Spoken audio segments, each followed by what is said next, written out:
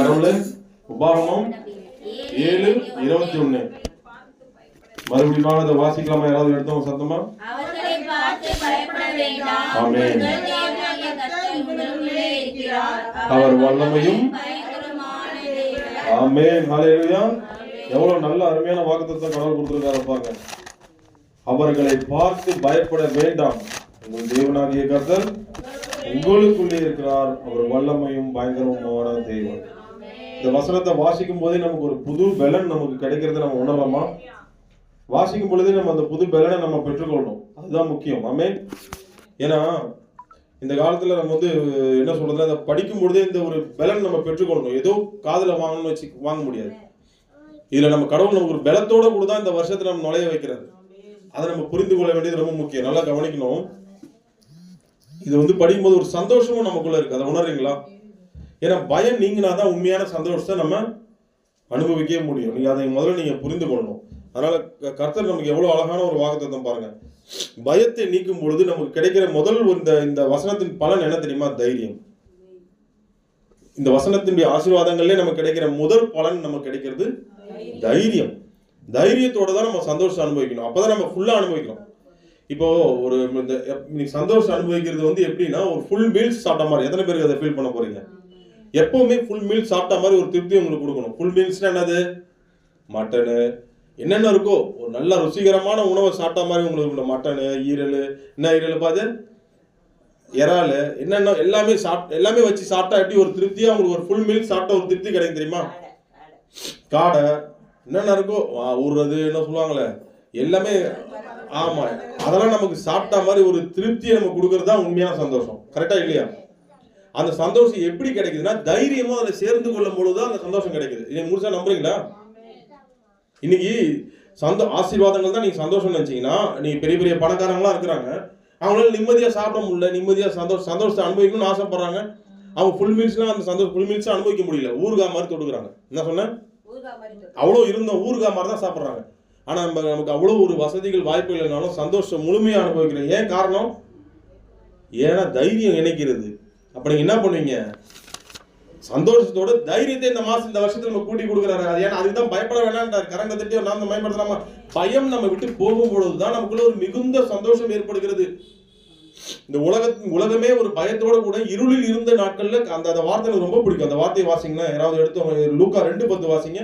மிகுந்த சந்தோஷம். அப்படி அந்த மிகுந்த சந்தோஷம் வரும்பொழுது அதுக்கு முன்னாடி ஒரு வார்த்தை சொல்றாரு தேவதூதர், பயப்படாதீங்க. அந்த வார்த்தையை கவனிங்க, ரொம்ப அருமையான வார்த்தை. பயப்படாதீர்கள், இதோ எல்லா ஜனத்துக்கும் மிகுந்த சந்தோஷத்தை உண்டாக்கும் நற்செய்தியை உங்களுக்கு அறிவிக்கிறேன். ஆமென். ஹல்லேலூயா. அந்த இயேசு நம்ம கூட இருந்தாருன்னா, அந்த நம்ம உங்களுக்குள்ளே இருக்கிறா சொல்ற அந்த இயேசு நீங்க ஃபீல் பண்ண ஆரம்பிச்சால என்ன கிடைக்குது? முதல்ல அந்த ஆசீர்வாத பலன்ல முதல் கிடைக்கிறது தைரியம். தைரியமும் சந்தோஷமும் கிடைச்சாலே நீங்க வாழ்க்கையில் என்ன ஆயிடுது? அதுக்கு இன்னொரு பேர் தான் தைரியம் பிளஸ் சந்தோஷம் இஸ் மிகுந்த சந்தோஷம். இந்த வருஷத்துல நமக்கு மிகுந்த சந்தோஷத்தோட நுழைய வைக்கிறார். ஏன்னா அந்த மிகுந்த சந்தோஷம் தேவதூதர் சொல்றதுக்கு முன்னாடி ஒரு வார்த்தை சொல்றாரு. என்ன வார்த்தை? அப்ப பயப்படாம இருந்தா, நீங்க தைரியத்தை உள்ளுக்குள்ள வைத்து கொண்டீங்கன்னா உங்களுக்குள்ள கிடைக்கிறது என்னன்னா தைரியம் பிளஸ் சந்தோஷம். அது உள்ள வந்துருச்சுனாலே நீங்க வாழ்க்கையில நீங்க நிம்மதியாயிடுவீங்க. அது இல்லாததுனாலதான் ரொம்ப கஷ்டம். அதனாலதான் இருளில் இருக்கும் ஜனங்கள் சந்தோஷம்ன்றதுதான் முதல்ல உங்களுக்கு கிடைக்கக்கூடிய ஒரு சந்தோஷம் இருந்தாதான் எல்லாத்தையுமே அனுபவிக்க முடியும். இப்ப சொல்லுங்க, இந்த வருஷத்துல நான் ஊறுகாய் மாதிரி தொடுக்க போறேன் சந்தோஷத்தை, இல்ல ஃபுல் மீல்ஸ் மாதிரி அனுபவிக்க போறீங்களா? அப்ப ஃபுல் மீல்ஸ் மாதிரி போன வருஷத்துல நான் மிஸ் பண்ணதெல்லாம் இந்த வருஷத்துல நான் ஃபுல் மீல்ஸ் மாதிரி ஃபுல்லா சந்தோஷம் அனுபவிக்க போறேன். அந்த மாதிரி வார்த்தையை தான் கடவுள் எனக்கு கொடுத்திருக்கிறாரு. அவர்களை பார்த்து பயப்பட வேண்டாம், உங்கள் தேவனாகிய கர்த்தர் உங்களுக்குள்ளே இருக்கிறார், அவர் வல்லமையும். அப்போ அந்த வல்லமையை பார்க்க போற இந்த வருஷத்துல அவர் செய்கிற, நான் உன்னோடே கூட இருந்து செய்கிற காரியம் பயங்கரமான இந்த பயங்கரத்தை பார்க்க போறேன். கர்த்தர் எனக்கு சந்தோஷம் நிறைய கொடுக்க போறாரு, இதெல்லாம் நான் ஃபீல் பண்ண போறேன். அதெல்லாம் அனுபவிக்கிறதுக்கு முதல்ல எனக்கு தேவை தைரியம். பயப்படுற காரியங்களே தொடர்ந்து வந்தீங்கன்னா அந்த தைரியத்தை நம்ம பெற முடியாது. அதனால கர்த்தர் நமக்கு குலோப் ஜாமோட கூட சேர்ந்து ஐஸ்கிரீமும் கொடுத்தா ஒரு குழந்தை எப்படி திருப்தியா இருக்கும்? எப்படி இருக்கும் குழந்தை? எப்படி வாங்க குழந்தை? அது தோசமாவா? என்னது சந்தோஷமா? அதான் குலோப் ஜாமுன் பிளஸ் என்னது ஐஸ்கிரீமும் கொடுத்தா அந்த குழந்தை ஹை அப்படி சொல்லுமா? எப்படி ஹை துள்ளி குதிக்குமா? ஒரு ஹாப்பியா சந்தோஷமா வாங்கணும்ல. அந்த மாதிரி எத்தனை பேர் நம்ம அந்த மாதிரி இப்பெல்லாம் முட்டி எல்லாருமே இப்போ துள்ளி குதிக்க முடியாது. ஏன்னா வயசானவங்களா இருக்கிறதுனால முட்டி வலி இருக்கும், அதனால துள்ளி குதிக்க முடியாது. அந்த மாதிரி நம்ம பண்ண முடியாது. ஆனால் நம்ம கரங்களை தட்டலாமே. கரங்களை தட்டலாமா இந்த மாதிரி வாக்குத்தத்தை கொடுத்ததுக்கு? அப்போ நம்ம தெய்வம் எவ்வளவு அழகா ஒரு வார்த்தையை கொடுத்திருக்கிறாரு. அவர்களை பார்த்து பயப்பட வேண்டாம், உங்கள் தேவனாக. இது சொல்லிக்கிட்டே இருங்க. நீங்க தினமும் நைட்டு தூங்குறப்போ சரி, காலையில அறிக்கை செய்யுங்க. சூழ்நிலைகள் எதிர்த்து வருகிற சூழ்நிலைகள் எல்லாம் நீங்க பார்த்து பயப்பட வேண்டாம். அது மனிதர்களாக இருந்தாலும் சூழ்நிலைகளாக இருந்தாலும் எதுவாக இருந்தாலும் அவர்களை பார்த்து பயப்பட வேண்டாம். பிசாசா இருந்தாலும் சரி, உங்கள் தேவனாகிய கர்த்தர் உங்களுக்குள்ளே இருக்கிறார். அவர் வல்லமையும் பயங்கரமான தேவன். அதனால முதலாவது நம்மளை தைரியப்படுத்துறது, பயப்படாதேயுங்கள். டபுள் சந்தோஷத்தை கொடுக்குறாரு. பயப்படாம இருந்தா நமக்கு டபுள் சந்தோஷம், மிகுந்த சந்தோஷத்தை கொடுக்குறாரு. அந்த சந்தோஷம் நம்ம செய்தியை நம்ம பார்க்க போறோம். ஆமென். இந்த மாத வாக்குத்தத்தம், இந்த வருட வாக்குத்தத்தமே ஒரு பலமூட்டுகிற ஒரு வாக்குத்தத்தமாக நமக்கு கடவுள் கொடுத்திருக்கிறாரு. இந்த வார்த்தையை மறுபடியும் படிக்கும்பொழுது பார்க்கும்போது ஃபர்ஸ்ட் நம்ம இந்த ஆசீர்வாதத்தை சுதந்திரத்துக்கு போனோம்னா நம்ம என்ன பண்ணணும்னா, ஃபர்ஸ்ட் நாம செய்ய வேண்டிய ஒரு காரியங்கள் இருக்கிறது. ஃபர்ஸ்ட் அவர் என்ன செய்யறாருன்றதை பார்க்குறோம், நாம என்ன செய்ய போறோன்றதை நம்ம பார்க்க போறோம். ஃபர்ஸ்ட் அவர் நம்ம என்ன பண்றாருன்னா பயத்தை நீக்குகிறார். இது எத்தனை பேர் ஃபீல் பண்றீங்க? பயத்தை நீக்கிறதுல அவரை போல ஒரு தெய்வம் இந்த உலகத்துல யாருமே இல்லை. மற்ற மனிதர்கள்லாம் பார்த்தீங்கன்னா ஆறுதலா பேசுவாங்க, என்ன பண்ணுவாங்க, பயப்படாதீங்கன்னு சொல்லுவாங்க. ஆனா என்ன பண்ணுவாங்க, நீங்க உங்க பிரச்சனைகளை தொடர்ந்து சொல்லிட்டே இருந்தீங்கன்னு வச்சுங்களேன், என்ன ஆயிடுவாங்க, ஃபர்ஸ்ட் பயப்படாதீங்கன்னு சொன்ன அந்த வாய் என்ன ஆயிடும், நம்மளை பார்த்து பயந்து ஓடுவாங்க. என்னடா எப்ப பார்த்தாலும் பிரச்சனை வந்து உட்காந்துருக்கா அப்படின்னு சொல்லிட்டு நம்மளை பார்த்து என்ன பண்ணுவாங்க. அவ்வளவுதான் மனிதர்களுடைய அன்பு. ஆனா நம்ம உங்க பிரச்சனைகள் பெருகுகிற பிரச்சனைகளில் அன்பு பெருகிற ஒரே ஒரு ஆள் இயேசுவின் அன்பு மட்டும் தான் பெருகும். உங்க பிரச்சனைகள் பெருகி இருக்குதுன்னு சொல்லிட்டு அவருடைய அன்பு குறைச்சிக்கிட்டுலாம் கொடுக்க மாட்டார். உங்க பிரச்சனைகள் பெருகி இருக்கும் பொழுது அவருடைய அன்பு பெருகி காட்டுகிற ஒரே ஒரு தெய்வம் அவர் மாத்திரமே. ஹல்லேலூயா. எவ்வளவு நல்ல தெய்வம் பாருங்க. அதனால உங்க பிரச்சனைகள் எல்லாம் பெருகிச்சுன்னா மனிதர்களுடைய அன்பு என்ன ஆயிடுமா, சுருங்கிடும். என்ன நேரமும் பிரச்சனை இவங்க கூட சேர்ந்தா நமக்கும் அது ஒட்டிக்கணும். ஆனா நம்ம இயேசு அப்படி இல்லை. உங்களுக்கு எவ்வளவு பிரச்சனைகள் இருந்தாலும் அதை விட அதிகமா ஒரு அன்பு மேல வச்சு உங்களை தூக்குவார். கரங்களை தட்டி ஒரு நாமத்தை பயன்படுத்தலாமா? அதனால பயப்படாதேயுங்கள் என்று சொல்லும் பொழுது முதல்ல உங்க பயத்தை நீக்கிறதுல அவரை போல ஒரு தெய்வம் இல்லை. ஃபர்ஸ்ட் நீங்க இந்த ஆசீர்வாதத்தை சுதந்திரத்துக்குள்ளனா ஃபர்ஸ்ட் தலைப்புனா இதுதான். முதல்ல அவர் செய்ய வேண்டியது என்னன்னா நம்மள பயத்தை என்ன பண்றாரு, எடுத்து போடுறாரு. நீங்க அதை முதல்ல நீங்க புரிஞ்சுக்கணும். அதை எடுத்து போடுவது எப்படி? நம்முடைய பிரச்சனைகளை நம்மளை கண்டு அவர் நம்மளை விட்டுட்டு போக மாட்டார். நான் உன்னை விட்டு விலகுவதும் இல்லை, உன்னை கைவிடுவதும் இல்லை சொல்றாரு. அதனால இந்த வருகிற சூழ்நிலைகள் இந்த வருடத்துல என்னென்ன நம்ம சந்திப்போம்னு தெரியாது. ஆனா அவருக்கு நல்லாவே தெரியும். அதுல நம்மளை எப்படி ஹேண்டில் பண்ணணும்ன்றது அவருக்கு தெரியும். ஆனா நாம செய்ய வேண்டியது நம்ம அவருடைய பிடிக்கு நம்ம விட்டு கொடுக்கணும். எத்தனை பேர் பிடிக்கு விட்டு கொடுக்க போறீங்க? அவருடைய நடத்துதலுக்கு நம்ம விட்டு கொடுக்கும் பொழுதுதான் அந்த அன்பை நம்ம சுதந்திரத்துக் கொள்ள முடியும். அதனாலதான் அப்படி நம்ம அவருக்குள்ள நம்ம இருந்தோம்னு வச்சுங்களேன், இந்த வசனம் நமக்கு பொருந்துகிறதாக அமைகிறது. சகரியா 2:8 வாசிங்க. அவரை நம்ம புரிஞ்சுக்கிட்டோம்னா, பயத்தை நீக்குபவர் அவர் தான் நம்ம புரிஞ்சுக்கிட்டோம்னா, அந்த சகரியா 2:8 பிற்பகுதி பாருங்க. உங்களை தொடுகிறவன் எதிர்த்து வருகிற யாரா இருந்தாலும் சரி, உங்களை தொடுகிறவன். அப்ப அவருடைய நடத்துதல் இருந்தா தானே அது உங்களுக்கு புரியும். உங்களை தொடுகிறவன்னா அப்ப அவருடைய கண்மணியை தொடுகிறான். அதனால யாரை பார்த்தா நீங்க பயப்பட வேண்டிய அவசியம் இல்ல. அவருக்கு நம்ம பிரச்சனைகள் எவ்வளவு எடுத்துட்டு போனாலும் அவருக்குலாம் அதெல்லாம் ஒண்ணுமே இல்லைங்க. முடிஞ்சு போனதையே மறுபடியும் திருப்பி கொண்டு வருகிறவர் நம்ம இயேசு. எத்தனை பேர் நம்புறீங்க? முடிஞ்சு போயிடுச்சு நம்ம நினைச்சிட்டு இருப்போம், ஆனா அதையே திருப்பி கொண்டு வருகிறவர். லாசர் எல்லாம் பாருங்க, முடிஞ்சே போயிடுச்சு, லைஃபே எல்லாமே போயிடுச்சு. யாருமே நம்பிக்கையற்று கிடைக்கிற நேரத்துல யார் என்ன கொடுக்குறாரு கடவுள்? லாசருவே எழுந்து. அதுதான் இயேசு. நீங்க என்னைக்கு இதை நீங்க புரிஞ்சுக்கணும். அவர் பயத்தை என்ன பண்றவரு? நீக்குபவர். நீங்க ஏன் அப்படின்றது நீங்க முதல்ல நீங்க புரிந்து கொள்ளணும். நமது பார்வைக்கு தான் பிரச்சனைன்றது பாத்தீங்கன்னா ஒரு சின்ன பிரச்சனை 1000 பிரச்சனைகள் போல நமக்கு தெரியும். நமக்கு அவருடைய பார்வையில் நம்ம பிரச்சனைகளே ஒரு பெரிய விஷயமா தெரியாது. இதை முதல்ல புரிஞ்சுக்கிறீங்களா நீங்க? நமக்கு சின்ன சின்ன பிரச்சனைகள்லாம் கூட சில பிசாசு நம்மளை பயமுறுத்துறதுக்கு இடம் கொடுத்தோம்னு வச்சுக்கலாம், பெருசா காட்டிடுவாங்க. பூத கண்ணாடி வச்சு பார்த்தா என்ன பண்ணாது, பெருசா இருக்கும். ஆனா அது ஆண்டவருடைய பார்வையில ஒண்ணுமே, அது அற்பமான, அது ஒண்ணுமே அதை இது கேரே பண்ண மாட்டார். நீங்க அதை புரிஞ்சுக்கணும். இந்த இடத்துல அவர்கள் சொல்லிட்டு போடப்படுதுன்னு சொல்லிட்டு பயப்படாதீங்க. அவர்கள்லாம் நிறைய இருக்கு. ஆனா அது ஒரே வார்த்தை ஆண்டவர் சொல்ற, அவர்களை பார்த்து. அது எவ்வளவு அந்த நமக்கு தான் ப்ளூரல். அவர்கள்னா ஒரு பயம். என்னது எல்லாமே அந்த பிரச்சனைகள் எதுவாக இருந்தாலும் நிறைய 1008 பிரச்சனைன்னு சொல்றோம்.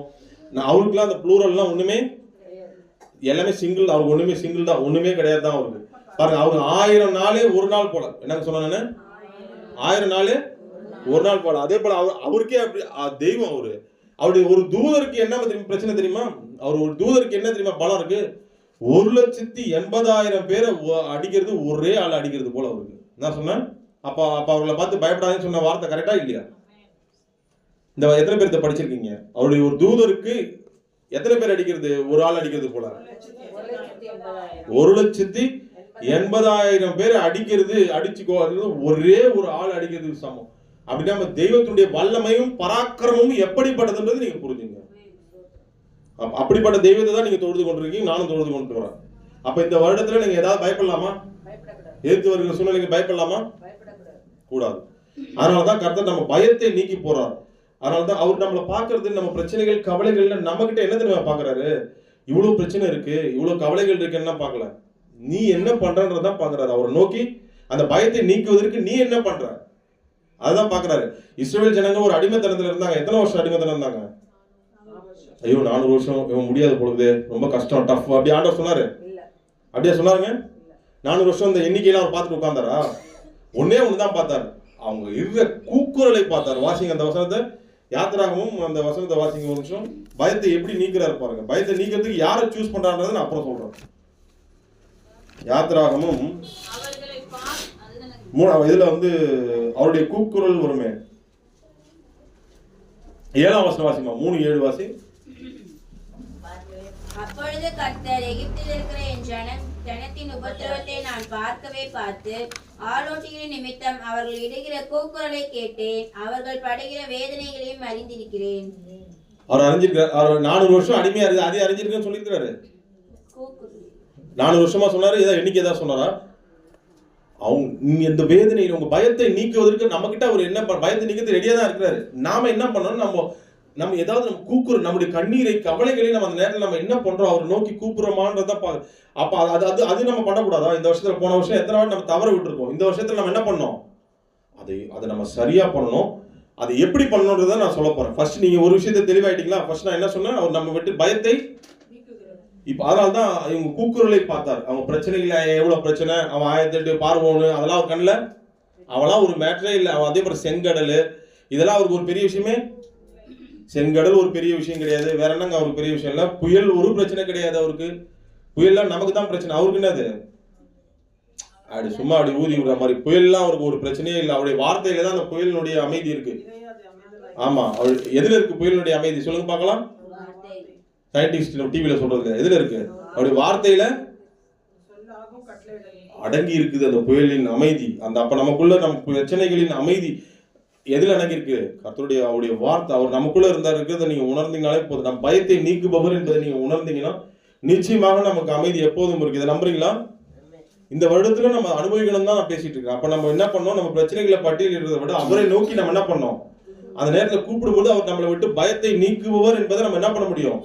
புரிந்து கொள்ள முடியும். ஆனால் ஃபர்ஸ்ட் ஒரு தெளிவை நீங்க பெற்றீங்களா? நம்ம பயத்தை நீக்குபவர், அதுல தெளிவாயிட்டீங்களா?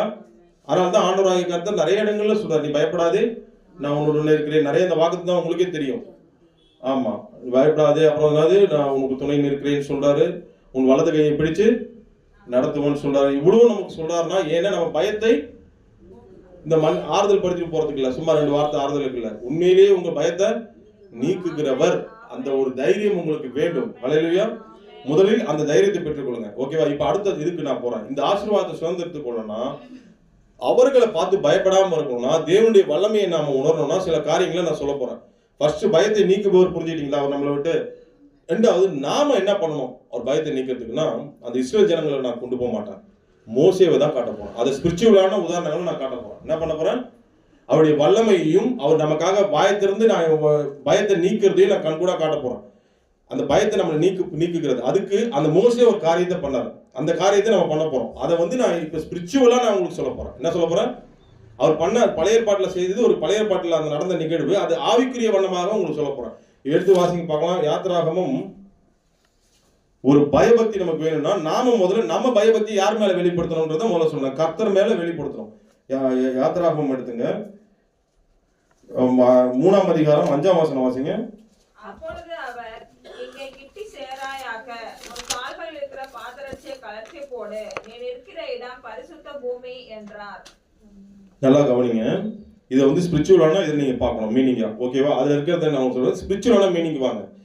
இந்த இடத்துல கர்த்தர் ஒரு கைகளில் ஒரு தைரியத்தை கொடுத்து, ஒரு விடுதலையும் கொடுத்து, கானான் தேசத்துல தன் ஜனங்களை கொண்டு போகிறதுக்கு ஒரு காரியங்களை கையில வச்சுட்டு அவர் கூப்பிட போறாரு. யாரை கூப்பிடுறாரு? அங்க இருக்கிற ஜனங்களுக்குள்ள போல. அவன் கூக்குரல கேட்டார். ஆனா அவர் தேடுகிறது ஒரு நபரை, ஒரு பயபக்தியான ஒரு நபரை என்ன பண்றாரு? அவரு தேடுறாரு. அந்த நபருக்கு அங்க கிடையாது. எங்க இருக்கிறாரு? எகிப்தில் இருக்கிற அவர் பேர் என்ன? மோசே. அந்த நபர் அவர் தேர்றார். அந்த நபருக்குள்ள ஒரு பயபக்தியை கொண்டு வருவதற்கான முன் அடையாளமாக ஒரு காரியம் அங்கு நடத்தப்படுகிறது. அங்க பாருங்க, எடுத்த உடனே மோசே வந்த உடனே, நான் இந்த மாதிரி இஸ்ரேல் ஜனங்களை உங்களை உங்களை சூஸ் பண்ணிருக்கப்பா, நீ போகணும் அப்படின்னு சொன்னாரா? என்ன பண்ணாரு? 5ஆம் வசனம் வாசிங்க மறுபடியும். 5ஆம் வசனம் என்ன போடப்பட்டிருக்கு?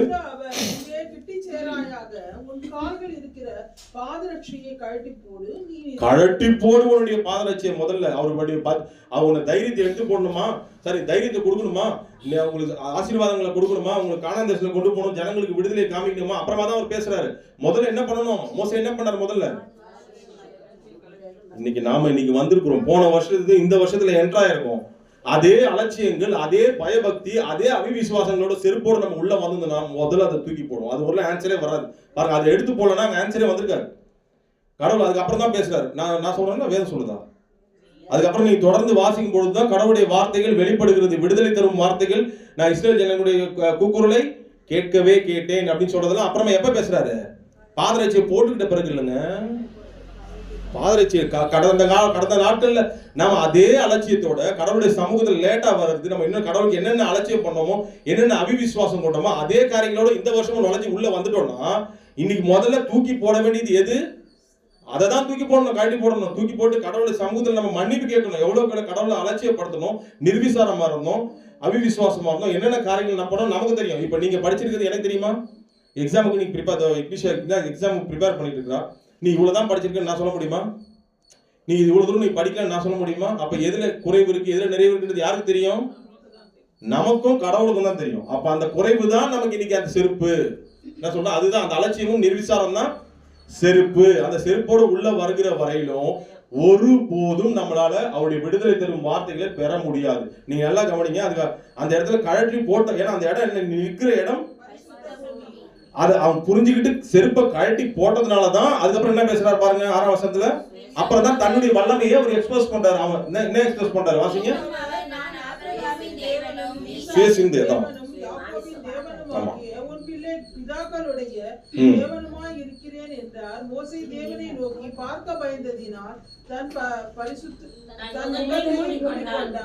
பாருங்க, அப்பதான் அவருடைய வல்லமை தெரிகிறது, பராக்கிரமம் தெரியுது, கர்த்தர் எவ்வளவு மகத்துவமானவர்கள் அது ஒரு அவனுக்கு தெரியாது. ஏன்? செருப்பு. அந்த செருப்பு இருக்கிறவர்களும் ஒண்ணுமே தெரியாது. அது சின்ன விஷயம், ஏன்னா படிச்சுட்டு போறோம், கடந்து போயிருப்போம்னு நினைக்கலாம். அதுல எவ்வளவு ஆவிக்குரிய அர்த்தம் வச்சிருக்காரு கடவுள் நீங்க யோசிங்க. இந்த வருடத்துல அதே அலட்சியங்கள், நிர்விசாரம். அது மொத்தத்துல மம்மி ஒரு வார்த்தை சொன்னாங்க பாருங்க, சுயம். என்ன சொன்ன? அந்த சுயம். நான் எப்ப போனாலும் என் தெய்வம் ஏத்து பாருங்க, என்ன வேணாலும் பண்ணலாம். கர்த்தர் சொன்ன வார்த்தைகளே நான் அவர் அலட்சியப்படுத்திட்டே வந்து இந்த அதே அலட்சியத்தோட உள்ள வந்தா நமக்கு விடுதலை தரும் வார்த்தைகள் வரவே வராது. இந்த வருஷமும் அது அடுத்த வருஷம் ஹாப்பி நியூ இயர் பாருங்க, அடுத்த வருஷம் அப்படிதான் கண்டினியூ ஆகும். அப்போ எதை கழட்டி போடணும்? நீ நிற்கிற இடம் பரிசுத்த பூமி. அந்த இடத்துல நம்ம அதே அலட்சியங்களோட கூட இந்த வருஷத்துல என்ட்ரா ஆயிருந்தோம்னா முதல்ல அதை தூக்கி எறி மகனே மகளேன்னு வந்து ஆண்டவர் சொல்றாரு. என்னையும் சேர்த்தா சொல்றாரு. நான் என்னென்ன அலட்சியங்களை ஜெப வாழ்வுல எந்தெந்த பகுதிகளில் என் தெய்வத்தை நான் நிர்விசாரமா இருந்தனும், அலட்சியப்படுத்தணும், எல்லாத்தையும் நான் என்ன பண்ணணும்? கழட்டி போட்டாதான் அவருடைய வல்லமை தரும், விடுதலை தரும் வார்த்தைகள், ஆசீர்வதிக்கும் வார்த்தைகள். அப்பதான் நான் தைரியமா அவர்களை பார்த்து பயப்படாம இருக்க முடியும். எத்தனை பேர் நம்புறீங்க?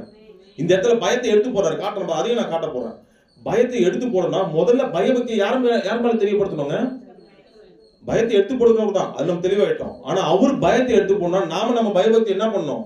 எக்ஸ்போஸ் பண்ணணும். அந்த எக்ஸ்போஸ் பண்றதுல அவர் முதல்ல பண்ண காரியம் என்னன்னா செருப்பு. என்னது? அந்த செருப்பு கழட்டி போட்டார். இந்த செருப்பு வெளியில போடணும். இந்த செருப்பினுடைய அர்த்தம் என்ன சொன்ன? அலட்சியம், நிர்விசாரம் சொன்ன. உலக வாழ்வுல உலகத்துல அன்பு கூறாதீங்கன்றாங்க. அதுக்கு அலட்சியப்படுத்தலாம், உலகத்தை அலட்சியப்படுத்தலாம். அதனால செருப்பு எங்க இருக்கணும்? அதை அலட்சியப்படுத்தலாம். அவிவிசுவாசம் எங்க இருக்கணும்? உலகத்தை நான் நம்ப மாட்டேன், உலக ஆசை இச்சைகளை நான் நம்ப மாட்டேன். அதனால எனக்கு செருப்பு தேவைதான். எந்த செருப்பு தேவை? வெளியில. இங்க வந்துட்டா என்ன ஆகணும்? கர்த்தருடைய சமூகத்துல எங்க இருந்தாலும் அந்த செருப்பு இருக்கக்கூடாது. வெளியில போனா இருக்கலாம். ஏன்னா உலகம் எனக்கு ஒரு பொருட்டு இல்லை, உலகம் ஒரு மாயை. அதை அலட்சியம் தான் நான் படுத்துவேன், உலகத்தை நான் அலட்சியப்படுத்துவேன். அது மேல நான் விசுவாசம் வைக்க வேண்டியது. நான் விசுவாசம் வைக்கும் நபர் என் கர்த்தர். அந்த இடத்துல இந்த செருப்பு இருக்கக்கூடாது. வெளியில இருக்கலாம். சொந்தக்காரன் வருவான், அவனை அலட்சியப்படுத்து. அவனை அலட்சியப்படுத்தி கரெக்டா சர்ச்சு போற நேரத்தில் சொந்தக்காரன் வருவான், அவனை அலட்சியப்படுத்து. செருப்பு போட்டுவாங்க, செருப்பு போட்டு அலட்சியப்படுத்து. என்ன அலட்சியப்படுத்து? வார்த்தையால செருப்பு போட்டு அவனை வந்து இது பண்ணி. ஏன்னா அந்த இடம் அசுத்த பூமி. எந்த இடம்? அவனோட போனாதான் நீ அசுத்தத்தன்மை இது பண்ணு. கர்த்தருடைய சமூகத்துக்கு அந்த இடத்துல இருக்கக்கூடாது செருப்பு. அவனை நீ அலட்சியப்படுத்து. என்ன எப்படி அலட்சியப்படுத்து? திட்டக்கூடாது. என்ன அலட்சியம்? இல்லப்பா இன்னைக்கு நான் தேவனுடைய ஆலயம் போகணும் அப்படின்னு சொல்லி அண்ணா என்ன அலட்சியப்படுத்துறான். அவன் நினைச்சுக்கிட்டோம். அது செருப்பு போல அவனா உதறி தள்ளுறான். இப்ப நினைச்சுக்கிட்டோம் அந்த செருப்பை நான் கேட்ட மாட்டேன். அது அலட்சியம் எனக்கு இருக்கதான் செய்யும் அது உலகத்துல. ஆனா தேவ சமூகத்தை அலட்சியப்படுத்தணும்னா செருப்பு போட்டுட்டு தான் உள்ள வரும். எந்த ஒரு சின்ன விஷயத்தையும் பெரிய விஷயமா என்ன ஆனாலும் சரி, கை கால முடியாம நடக்காம இருந்தா தான் நம்ம ஆலயத்துக்கு வராம இருக்கணும். மற்ற எல்லா நேரங்களிலும் கடவுளுடைய சமூகத்தை நம்ம தேடி வரலன்னா அந்த வசந்த வாசிங்க சங்கீதம் 105:6. அப்பதான் உங்க வாழ்க்கையில அவருடைய வல்லமையை உணர முடியும். இந்த மம்மி சொன்னாங்க பாருங்க நியூ இயர்ல சங்கீதம் 105:6-7 வாசிங்க. 105:4மா?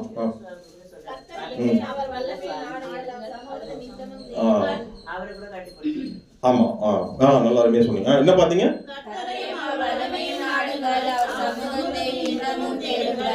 நித்தமும் தேடுங்க. உலகத்துலதான் இருக்கிறேன் ஆனா கூட சமூகத்தை தேடுங்க. சமூகத்துல வரும்போது என்ன இருக்க கூடாது? அலட்சியம் நிர்விசாரம் இருக்கக்கூடாது. போன வருஷத்துல இருந்த அதே அலட்சியம் இந்த வருஷம் இருந்துச்சுன்னா ஆசீர்வாதங்கள்ல கடவுள் கண்டிப்பாக விடுதலை வார்த்தைகள் வராது. நான் கூட்டத்தை சேர்க்கறதுக்கோ அந்த மாதிரியான பேசுறவோ நம்ம இல்லை. சத்தியம் இல்லைன்னா நான் பல வகையில உலக பாதையில சூஸ் பண்ணிட்டு போயிருக்கலாம். அது என்னுடைய இலக்கு அல்ல. நமக்கு ஒரு 200 பேர் வந்தாலும் நம்ம சபையில எப்படி இருக்கணும்? எல்லாருமே நாட்டப்பட்டவர்களாக நம்ம இருக்கணும். ஹல்லேலூயா. இங்க எல்லாருமே கர்த்தர் நேசிக்கிறார். அதனாலதான் கர்த்தர் எல்லாருமே இந்த வார்த்தையை கொடுக்கிறார். எல்லாரையுமே நேசிக்கிறார். எல்லாருமே கரெக்டா ரெக்டிஃபை ஆகணும். கர்த்தருடைய சமூகத்துல கொடுக்க வேண்டிய பயபக்தியை கரெக்டா கொடுக்கணும்னு விரும்புறாரு. அதுல குறைவு இருந்தா கண்டிப்பா கடவுள் அதுதான் தெய்வம். அதனால நீங்க அதை எதுக்காகனா நீங்க நல்லா இருக்கணும்னு ஆசைப்படுறாரு. ஹல்லேலூயா. இஸ்ரவேலை ஆசீர்வதிப்பதே நீங்க நல்லா இருக்கணும். உங்க சந்ததி நல்லா இருக்கணும்னா நீங்க முதல்ல கழட்ட வேண்டியவங்களை காட்டிட்டு கர்த்தரை நோக்கி நீங்க அவர் கொடுக்க வேண்டிய பயபக்திய மரியாதையை கொடுத்தாலே போதும். வாழ்க்கையில எல்லாமே என்ன பண்ணும்? உங்களை தேடி வரும். எதிரிகளுடைய பார்த்து நீங்க பயப்பட வேண்டிய அவசியம் இல்ல. இங்க பாருங்க எப்படி மோசேவை நீங்க எப்படி கடவுள் அந்த பயபக்தியை எடுக்கிறார் பாருங்க. அதாவது இந்த என்ன சொல்றது பயத்தை எடுக்கிறார் பாருங்க. மோசேக்கு ஒரு பயம் வந்துகிட்டே இருக்குது. ஆனா செருப்பு காட்டின பிறகு பாருங்க அவர் உள்ளத்துல இருந்து இருக்கிற பயம் கலண்டு போறதை நீங்க பார்க்கலாம். நீங்க எத்தனை பேர் இந்த மாதிரி நம்ம வாழ்க்கையில நம்ம பயம் கலண்டு போகுது? ஃபர்ஸ்ட் கொஞ்சம் முரண்டு பிடிக்கிற மாதிரி தான் இருக்கும். ஆனா நீங்க என்னைக்கு நீங்க செருப்பை காட்டினீங்களோ கர்த்தருடைய சமூகத்தை நாடி ஓடி வந்துட்டீங்களோ உங்க பயத்தை எடுத்து போடுவார். கொஞ்சம் பாருங்க மோசேக்கு ஒரு முரண்டு பிடிக்கிற குணம் இருந்துச்சு. நீ அங்க போய் போ. ஆனா பயப்படுறாரு அவர். வாசிங்க அந்த வசந்த வாசிங்க. அந்த பயத்தை எப்படி எடுத்து போறாரு காட்டுறோம் பாருங்க. அது எங்க வருது சிஸ்டர்? அப்பொழுது கர்த்தர் அவனை நோக்கி வசனம் சொல்லுப்பா. 4:11 வாசிங்க. அப்பொழுது மோசே கர்த்தரை நோக்கி ஆண்டவரே இதற்கு முன்னாவது தேவரீர் உமது அடியேனோடே பேசினதுக்கு பின்னாவது நான் வாக்கு வல்லவன் அல்ல. முதல் பயம். ஆனா முதல் பயம் எப்படி வருது அவருக்கு? நான் பேசுறதுக்கு எனக்கு பேச தெரியாதுப்பா பயம் வருது. ஆனா பயத்தை ஆண்டவர் விட்டாரா? ஒரு கேள்வி உங்ககிட்ட கேட்கிறேன். அவர் பாதரட்சியோட வந்திருந்தா இந்த மாதிரிலாம் ஆண்டவர் ஹெல்ப் பண்ணுவாரா? என்னங்க பதில் கரெக்டா என்ன சொல்றது? பாதரட்சியோட ஹெல்ப் பண்ணுவாரா? என்ன சொல்லிருப்பார் ஆண்டவர்? உன் பாதரட்சிய கழட்டி போடு. கழட்டி போடாம இருந்தா என்ன ஆகும்? மறுபடியும் என்ன சொல்லுவார்? உன் பாதரட்சிய இந்த ஆன்சரை பரவாயில்ல எதுவும் கழட்டி போடாம இருக்கான்ப்பா நான் ஆன்சரை சொல்லலாம் எனக்கு வந்த வேலையை முடிச்சுட்டான் பாரு அப்படி ஆண்டவர் சொல்லுவாரு. நீ கழற்றி போடுகிற வரையிலும் கர்த்தர் உனக்கு உன் பயம் உனக்குள்ளதான் இருக்கும். கழற்றி போட்ட பிறகு அந்த பயத்தை எப்படி விளக்குறாரு பாருங்க. அவன் பயம் வெளிப்படுது. ஐயோ நான் வாய் எனக்கு முதல் பயம் திக்கு வாயா இருக்கு. நான் எப்படி போகணும்? ஆண்டவர் என்ன பேசுறாரு பாரு. பயத்தை எடுக்கிறார் பாரு. என்ன பேசுறாரு? அவனை நோக்கி மனுஷனுக்கு வாயை உண்டாக்கினவர் யார்? ஊமையனையும் செவிடனையும் பார்வையுள்ளவனையும் குருடனையும் உண்டாக்கினவர் யார்? கர்த்தராகிய நான் அல்லவா? கர்த்தராகிய அவருங்க. அதனால் நீ போ, நான் உன் வாயோட இருந்து நீ பேச வேண்டியது உனக்கு போதிப்பேன் என்றார். நீ பேச வேண்டியதை போதிப்பார். இந்த வருடத்துல வந்த உங்களுக்கு பயப்படுறீங்களா? எனக்கு எதை பார்த்தாலும் பயந்துருக்கல பேச முடியாது. எல்லா பகுதிகளிலும் உங்களுக்கு தைரியத்தை கொடுப்பார். வாக்கு வல்லவர்களாக மாற்றுவார். வாயை உண்டாக்கினது யாரு? பயப்படாதீங்க. அதுக்கு நீங்க பண்ண வேண்டியது செருப்ப அதே அலட்சியங்களோட வரக்கூடாது. கர்த்தர் அதை உன்னிப்பாக கவனிக்கிறார். அடுத்து ஒரு பயப்படுறாரு. அதே அது எப்படி பேசுறாரு பாருங்க. என்ன பயப்படுறாருன்னா என்ன பேசுறேன்னா உன் நாமம் என்னன்னு கேட்டா நான் என்ன சொல்லுவான் ஆண்டவரேன்னு ஒரு பயப்படுறாரு பாருங்க. அப்பொழுது மோசே 11 வசனம். நான் இஸ்ரவேல் புத்திரிடத்தில் போய் உங்கள் பிதாக்களுடைய தேவன் உங்களிடத்தில் என்னை அனுப்பினார் என்று அவர்களுக்கு சொல்லும் போது அவருடைய நாமம் என்ன என்று அவர்கள் என்னிடத்தில் கேட்டால் நான் அவர்களுக்கு என்ன சொல்லுவேன் என்றான். அதற்கு தேவன் இருக்கிறவராகவே இருக்கிறேன் என்று மோசேயுடனே சொல்லி இருக்கிறேன் என்பவர் என்னை உங்களிடத்துக்கு அனுப்பினார் என்று இஸ்ரவேல் புத்திரோடே சொல்லுவார். ஒவ்வொன்றுக்கும் ஆன்சர் பண்ணி பயத்தை நீக்கிறாரா? நான் சொன்னா இங்க எதாவது போடுறது வசனம் சொல்லுது தெளிவா சொல்லுதா? அடுத்த பயம் வருது பாருங்க. அவன் மறுபடியும் விடல. நீ பயத்தை நீக்கிறவர்களும் கடவுள் உள்ள. ஒரே ஒரு காரணம், அவர் செருப்பை கட்டி போட்டாரு. கடவுளுக்காக தன்னை விட்டு கொடுத்தாரு பாருங்க. கடவுள் பயத்தை எடுக்கிறவர்கள விடவே இல்லை பாருங்க. அடுத்தடுத்து பயப்படுறாரு, ஒவ்வொரு பயத்தை வெளிப்படுத்தாரு. நீங்க அப்புறமா நிறைய சொன்னா லேட் ஆகும். ஒரு காரியத்தில் வெளிப்படுறாரு, நான் போகவே மாட்டேன்னு சொல்லி எங்க ஒரு அடம்பிடிப்பாரு. எங்க அது போகவே மாட்டேன்னு சொல்லுவாரு. ஒரே நிமிஷம், எங்க இருக்கு சிஸ்டர்? எந்த வசனம் சிஸ்டர்? 4:13 வருது. கோபம் மூட்டி பயத்தை கோபம் மூட்டி எடுக்கிறாரா? வாசிங்க. லேவியனாகிய ஆரோன் உன் சகோதரன் அல்லவா? அவன் நன்றாய் பேசுகிறவன் என்று அறிவேன். அவன் உன்னை சந்திக்க புறப்பட்டு வருகிறான். உன்னை காணும்போது அவன் இருதயம் மகிழும். மொத்தத்துல இதெல்லாம் பண்ணிட்டு கடவுள் என்ன பண்றாரு? பயத்தை எடுத்து போடுகிறார். நீ பாருங்க, ஒவ்வொரு அதிசயத்தை காட்டுறார். தன்னுடைய பயத்தை நீக்கும் போது தான் வல்லமையும் வெளிப்படுது. புரியுதா? மோசேக்கு முன்னாடி வல்லமையை காட்டுறாரு, ஜனங்களுக்கு முன்னாடி வல்லமையை காட்டுறதுக்கு என்னென்ன எக்ஸ்பிளைன் பண்றாரு. மொத்தத்துல எப்படி நடக்குது? அவர்களுக்கு பார்த்து பயப்பட வேணாம்னு சொன்ன தெய்வம் பயத்தையும் நீக்கி போறது இல்லாம நம்ம பயபக்தியை வெளிப்படுத்தணும்னா அவர் வல்லமையை வெளிப்படுத்துறாரு. வாசிங்க, யாத்திராகமம் 4:2 வாசிங்க, 2-3. ஒரு கோல் என்றான், அதை தரையிலே போடு என்றார். அவன் அதை தரையிலே போட்டபோது அது சர்ப்பமாயிற்று. மோசே அதற்கு விலகி ஓடினான். அப்பொழுது கர்த்தர் மோசேயை நோக்கி, உன் கையை நீட்டி அதன் வாலை பிடி என்றார். அவன் தன் கையை நீட்டி அதை பிடித்த போது மறுபடியும் கையிலே கோலாயிற்று. இந்த வல்லமை பராக்கிரமத்தை ஏன் இங்க காட்டுறாரு? மோசே கிட்ட எப்படி காட்டுறாரு? தன்னுடைய பயபக்தியை வெளிப்படுத்துறதுனால. இப்ப அந்த வசனத்தை வாசிங்க. நம்ம வருட வாக்குத்தத்தம் என்ன? அவர் உங்களுக்குள்ளே இருக்கிறார், வல்லமையும். அவர் முதல்ல அந்த பயத்தை நீக்கி அந்த வல்லமையை காட்டுறாரா இல்லையா? உங்க வாழ்க்கையில வல்லமை வெளிப்படணும், வெளிப்படக்கூடாதா? அவருடைய பராக்கிரமம் வெளிப்படணும், வெளிப்படக்கூடாதா? முதல்ல பயபக்தியை காட்டுங்க. காட்டும் பொழுது வல்லமை வெளிப்படும். நீ பயப்படுறீங்களா? பயத்தை முதல்ல எடுத்து விட்டுருவாரு. கடைசியில் எல்லாத்தையும் எடுத்து விட்டுருவார். பயத்தை தைரியப்படுத்தி அவர் என்ன பண்றாரு? நீ செய்ய வேண்டிய காரியத்தில் உனக்கு தைரியத்தையும் புத்தி பலத்தையும் எல்லாத்தையும் கொடுப்பாரு. இந்த செய்ய வேண்டிய காலத்தை அங்க போனா நம்ப மாட்டாங்க, ஆண்டவரே பேரை சொல்றாரு. அப்புறம் நீ இதெல்லாம் பண்ணாதான் உனக்கு அதிசயத்தை காட்டுறாரு. கோலை பிடிச்சா என்ன பண்றாரு? பாம்பா மாத்துறாரு. பாம்பை இந்த மாதிரிலாம் எதுக்கு காட்டுறாரு? இந்த வல்லமையை நீ அங்க நம்ம செங்கடலையே பிறந்து உங்களை கொண்டு வர போறோம். ஆமா, நல்ல இவ்வளவு பெரிய பராக்கிரமத்தை பண்ண போறதுக்கு ஒரு எக்ஸாம்பிள் தான் உங்களுக்கு காட்டுறேன். இந்த வருஷத்துல எக்ஸாம்பிள் மாதிரி நம்ம கடவுள் காட்டுறாரு. நிறைய விஷயங்களை செய்ய போறோம். நம்ம வாழ்க்கையில் அதிசயங்களை காட்டுவார். உன்னை அதிசயங்களை காணப்படுவேன்னு சொல்றாரு. கரங்கத்தை நாம் தமைப்படுத்தலாமா? நாம் பண்ண வேண்டியது காணிக்கையோ கோடியா காணிக்கையோ போடுறது இல்லை. நம்ம பய பக்தி அதை அவருக்கு முன்னாடி முழுமையா வெளிப்படுத்தினீங்கனாலே போதும். ஹல்லேலூயா. அந்த அலட்சியங்கள் நிர்விசாரங்கிற செருப்பை கழற்றி வெளியில தூக்கி போடுவேன். என் தெய்வத்துக்கு முன்னாடி எதுவுமே நான் கொண்டு வர மாட்டேன்னு சொல்லி நீங்க இருந்து பாருங்க. உங்க பிள்ளையில இருந்து எல்லாவற்றையும் சந்ததியே கடவுள் ஆசீர்வதிப்பார். ஹல்லேலூயா. ஆபிரகாமின் ஆசீர்வாதம் உங்க குடும்பத்தில் தங்கி இருக்கும். ஆனால் நாம் செய்ய வேண்டியதை செய்யும் பொழுது மாத்திரமே அந்த அலட்சியங்கள் நிர்விசாரங்களை நீக்கி போடணும். ஓகேவா? இப்ப பாருங்க, இந்த பயத்தெல்லாம் நீக்கி போடுறது இல்லாம தான் வல்லமை உள்ள தேவன், பராக்கிரமம் உள்ள தேவன் என்பதை காட்டுவது மாத்திரம் இல்லைங்க. மோசேக்கு மொத்தமா பயத்தை எடுத்து போட்டு 5:1 வாசிங்க.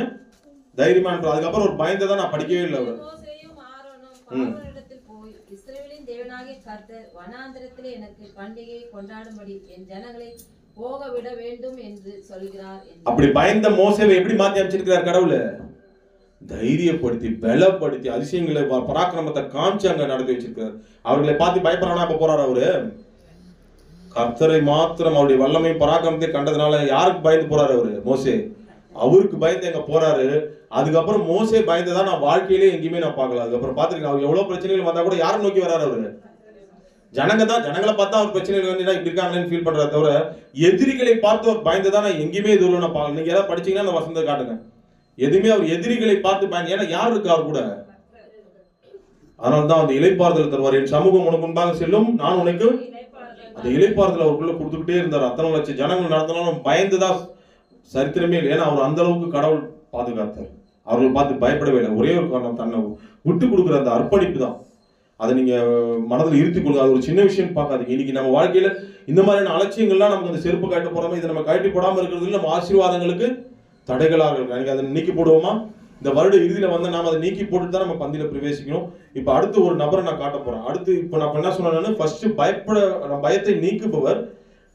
நீக்கணும்னா நாம செய்ய வேண்டியதை அதுதான், நம்ம பயபக்தியை வெளிப்படுத்தணும். நம்ம அலட்சியங்கள் அந்த காரியங்களை என்ன பண்ணணும்? காட்சி போட்டுடணும். யோசுவாலையும் வரும், நீங்க அப்புறமா வீட்டுல போய் வாசி. யோசுவாலையும் கடவுள் வந்து என்ன பண்றாரு? அதை காட்சி போடுன்னு சொல்றாரு.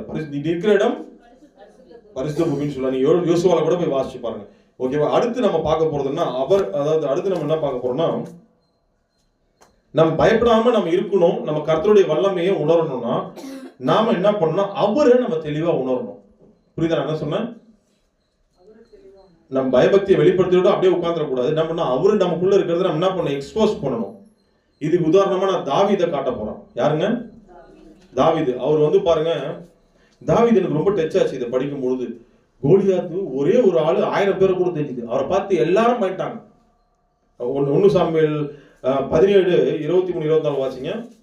இப்பேற்பட்ட மனிதர் எல்லாருக்குமே தெரியும், அவரை பார்த்து பயந்துட்டோம். இஸ்ரவேலோட பேசிக்கொண்டிருக்கையில் இதோ காத் ஊரானாகிய கோலியாத் என்னும் பேருள்ள அந்த பெலிஸ்தன் வீரன், எல்லாரும் ஓபன் பண்ணி வச்சுங்க. 1 சாமுவேல் 17. வீரன் பெலிஸ்தரின் சேனைகளிலிருந்து எழும்பி வந்து நின்று முன் சொன்ன வார்த்தைகளையே சொன்னான். அதை தாவீது கேட்டான். இஸ்ரவேல் எல்லோரும் அந்த மனுஷனை காணும்போது மிகவும் பயப்பட்டு அவன் முகத்துக்கு விலகி ஓடி போனார்கள். யாருங்க? இஸ்ரவேல் எல்லோரும் யாரை பார்த்து பயந்தாங்க? அந்த ஒரு மனிதன் எவ்வளவு ஹைட்னா 9 அடிக்கு மேல இருக்கிற அந்த அவன் 10 அடிக்கு மேல இருக்கிற அந்த மனிதர் ஒரு பல விதமான ஆயுதங்களை அணிஞ்சிட்டு வரும்போது பல ஆயிரம் பேர் வரா மாதிரி பயந்துட்டாங்க ஜனங்களாம். அப்புறம் என்ன வாசிங்க? அந்நேரத்தில் இஸ்ரவேல் வந்து நிற்கிற அந்த மனுஷனை கண்டீர்களா? இஸ்ரவேலை நிந்திக்க வந்து நிற்கிறான். இவனை கொல்லுகிறவன் எவனோ அவனை ராஜா மிகவும் ஐஸ்வர்யன் ஆக்குவார். அவனுக்கு தம்முடைய குமாரத்தை தந்து அவன் தகப்பன் வீட்டாருக்கு இஸ்ரவேலில் சர்வ மானியம் கொடுப்பார் என்றார்கள். பாருங்க, இங்கதான் நீங்க கவனிக்கணும். பயமுறுத்தி இப்படி இத்தனை பேர் பயந்து நடந்துட்டாங்க. ஆனா தாவீது பாக்குற பார்வையை கவனிச்சீங்களா? ஏன் தாவீது அப்படி பார்த்தாரு? வாசிங்க. அவர் உணர்றாரு, தனக்குள்ள இருக்கிற கர்த்தரை உணர்றாரு. உங்களுக்குள்ள இருக்கிறேன்னு சொல்றாரு. இந்த மாத வாக்குத்தத்தம் என்ன? அவர்களை பார்த்து உங்கள் தேவனாகிய கர்த்தர். அந்த உங்களுக்குள்ள இருக்கிற உணர்றது அவர் ஒருத்தர் தான். வாசிங்க 26ஆம் வசனம் வாசிங்க. அப்பொழுது தாவீது தன்னண்டையிலே நிற்கிறவர்களை பார்த்து, இந்த பெலிஸ்தனை கொன்று இஸ்ரவேலுக்கு நேரிட்ட நிந்தையை நீக்குகிறவனுக்கு என்ன செய்யப்படும்? ஜீவனுள்ள தேவனுடைய சேனைகளை நிந்திக்கிறதற்கும் விருத்த சேதனம் இல்லாத இந்த பெலிஸ்தரின் எம்மாத்திரம் என்றான். எனக்கு ரொம்ப பிடிக்கும். இதை படிக்கும்போது ஒரு டீப்பான ஒரு ஆழத்துக்குள்ள நீங்க போய் பாருங்களேன். எல்லாரும் பாத்தீங்கன்னா நல்லா கவனிக்கணும். தாவீதினுடைய சகோதரர்கள், சவுல் ராஜா, எல்லா இஸ்ரவேல் ஜனங்களும் யாரை பார்த்து பயந்தாங்க? எல்லாரும் அவனுடைய பிளஸ் பாயிண்ட் பலத்தை பார்த்து பயந்தாங்க. ஆனா இவர் மாத்திரம் தான் பலவீனத்தை பார்த்தாரு. ஹல்லேலூயா. என்ன பலவீனத்தை பார்த்தாரு? அவர் சொல்றாரு பாரு 26ல ஆன்சர். எதிரிக்கு பயங்கரமான பலவீனம் இருக்குங்க. அது யாருமே புரிஞ்சது கிடையாது. பலத்தை பார்த்து ஐயோ அப்படி பண்ணுவோம் இப்படி பண்ணுவோம் அவங்கள பார்த்து பயந்துடுறோம். ஆனா பயங்கரமான ஒரு பலவீனம் இருக்கு. அவர் சொல்றாரு பாருங்க, வாசிங்க பாருங்க 26ல. சூப்பரா நீங்க அருமையா சொன்னீங்க. விருத்த சேதனம் இல்லாத இந்த பெலிஸ்தன் என் தேவனுக்கு முன்னாடி என்னது? அது அந்த அர்த்தம். ஆனா நமக்கு என்ன அர்த்தம்? விருத்த சேதனம்ன்றது தேவன் தந்த உடன்படிக்கை இஸ்ரவேலுக்கு. இன்னைக்கு நமக்கு என்ன? அந்த தேவனுடைய வார்த்தையே உடன்படிக்கை. அந்த உடன்படிக்கை இல்லாத அந்த பிசாசை பார்த்து எனக்கு என்ன பயம்? அது யாரை வேணா வந்துட்டோம். உடன்படிக்கை பெற்ற ஜனம் நான். எத்தனை பேர் விசுவாசி? உடன்படிக்கை பெற்ற ஜனம் யாரு? எனக்கு பல உடன்படிக்கைகளை கடவுள் கொடுத்துருக்காரு. நீ பயப்படாது. எந்த பிசாசு எப்படி வேணா வந்துட்டு போடும். அவன் 30 எவ்வளவு வேணா வந்துட்டு போடும். எந்த கோடி வேணா வந்துட்டு போடும்.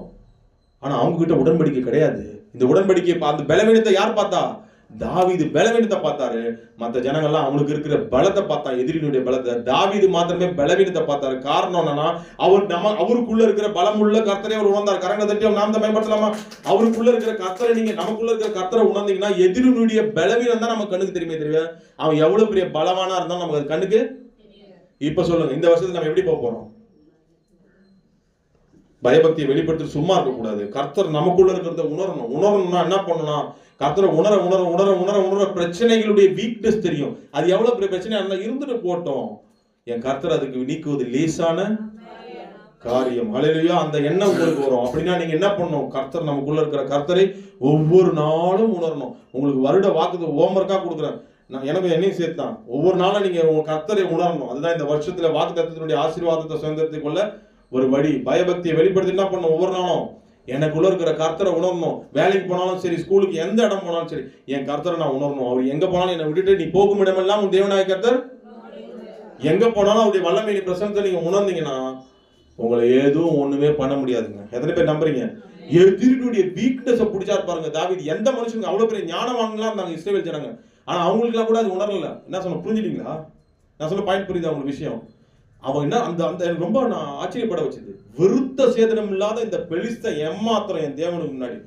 அது சொன்னார பாருங்க, அந்த வார்த்தையை கவனிச்சிங்களா? ஜீவனுள்ள தேவனுடைய சேனைகளை நிந்திக்கிறதுக்கு அவன் பார்வை பாருங்க. இஸ்ரவேல் ஜனங்கள் கூட ஜீவனுடைய தேவனுடைய சேனைகள் அளவுக்கு பாசிட்டிவா பாக்குறாருங்க. ஆனா அவங்க பயந்து கிடக்கிற ஒரு தோல் தொய்ந்து போய் கிடக்கிறாங்க. அவங்கள கூட எப்படி பாக்குறாரு? ஜீவனுள்ள தேவனுடைய சேனையா பாக்குறாரு. 45ஆம் வசனம். இப்ப நான் தான் வரேன் ஒவ்வொன்றா வரேன். இப்ப புரியுதா? நீங்க என்ன பண்ண, நமக்குள்ள இருக்கிற கர்த்தரை நீங்க உணரும். இந்த வருஷத்துல உணர்வீங்களா? வருஷ ஹோம்வொர்க் மாதிரி நான் கொடுத்துருக்கேன். ஒவ்வொரு நாளும் கர்த்தருடைய வல்லமையை உணரணும். ஏன்னா அவர் எங்க இருக்கிறார்? உங்கள் தேவனாகிய கர்த்தர் அவருக்குள்ள இடம் நீங்க உணருங்க. நீங்க அதை உணரும் பொழுது ஒரு பெரிய ஒரு விஷயத்தை நீங்க பாப்பீங்க. அவர் அந்த நேரத்துல அவமானம் வரும். இந்த இடத்துல அவமானப்பட்டார். 28ஆம் வசனம் வாசிங்க. அவமானம் வரும்.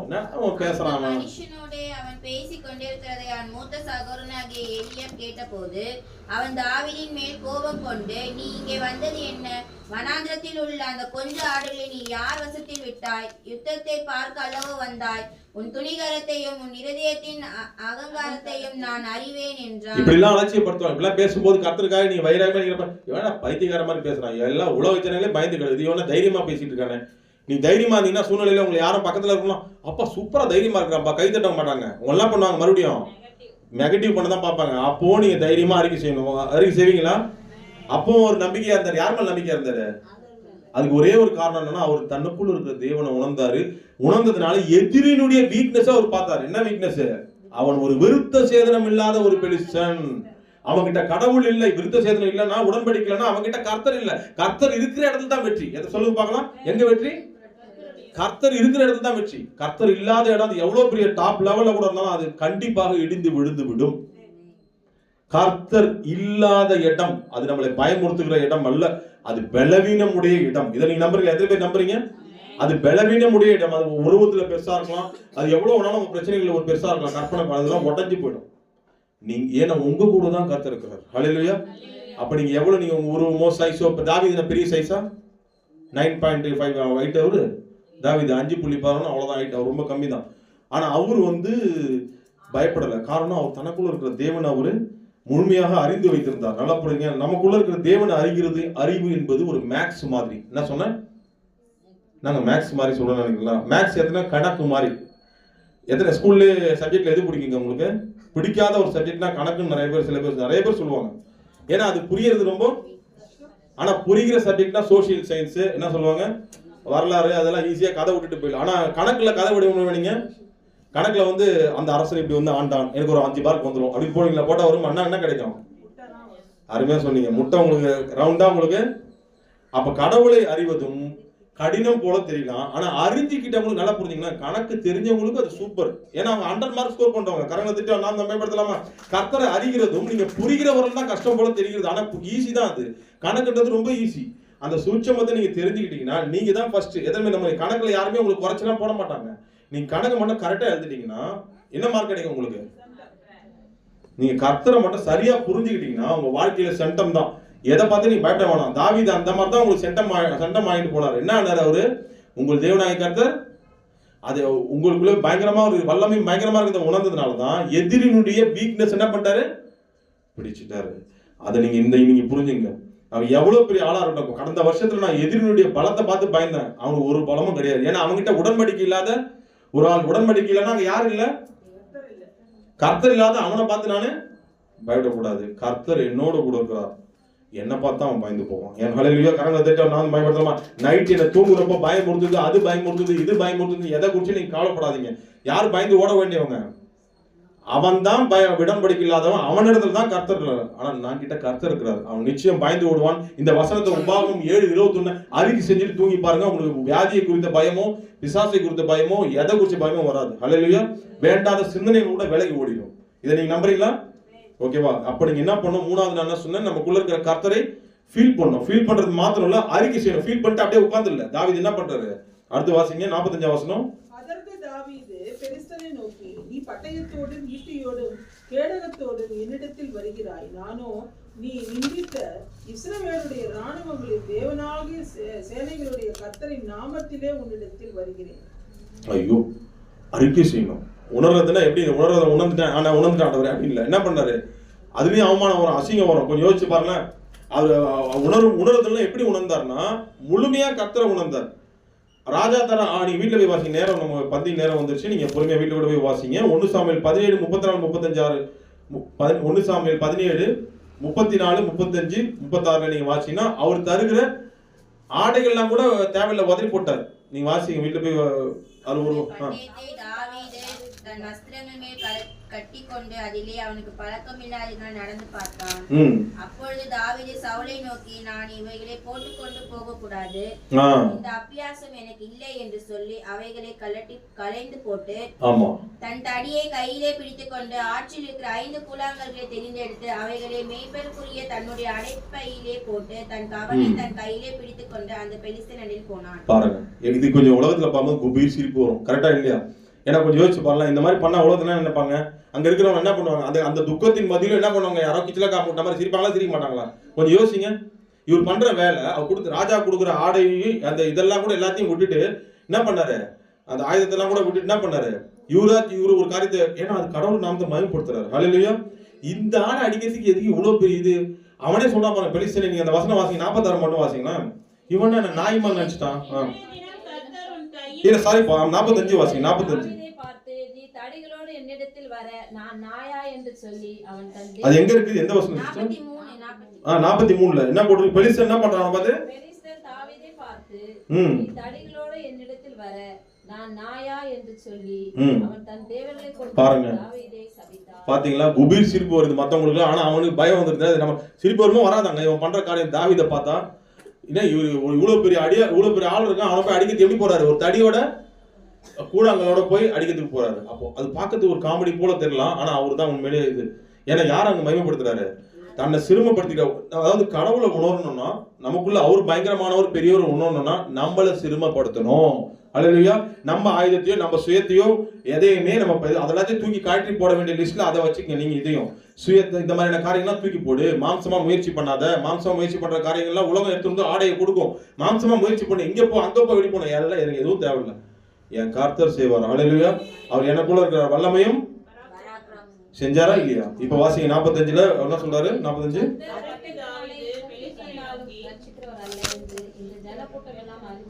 நீங்க செய்யற காரியத்துல உங்க மூலமா கர்த்தருடைய நாமம் மத்தவங்களுக்கும் மகிமைப்படும்.